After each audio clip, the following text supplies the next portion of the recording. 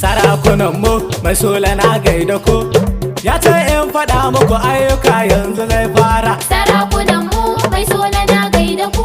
Ashe Ya ce in faɗa muku ayyuka yanzu zai fara.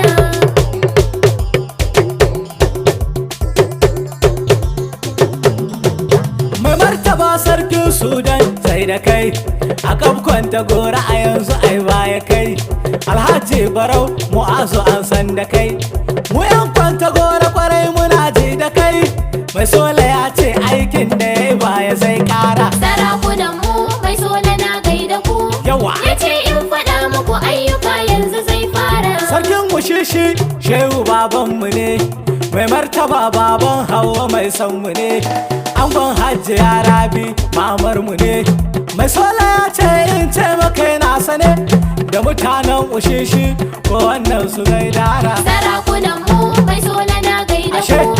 Ya ce in faɗa muku ayyuka yanzu zai fara. Mai martaba hakimin mashe ga mu, mun yarda mun kuma san kana ci da mu. Dan Garba ya ce akwai 'yan hidindimu, ranar da zai zo mashegu zai zo da mu da talakawanka duk za mu sha madara. Sarakunan mu mai sola na gaida ku.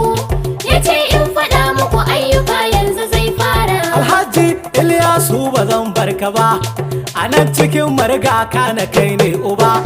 Burin mu a ce yau ga ka gaja gaba. Mai martaba ai mana haka mu yi marhaba, muna so ka yarda mai sola ya jagora. Sarakunan mu mai sola na gaida ku. Ya ce in faɗa muku ayyuka yanzu zai fara. Tashin hankalin da yake yawan faruwa cikin Naija ya Allah muna damuwa, ana kashe rai wasu kuma ana garkuwa. Mu kwantar da hankalin mu ya 'yan uwa, mu roƙi Allah kuma mu dage da yin bakara.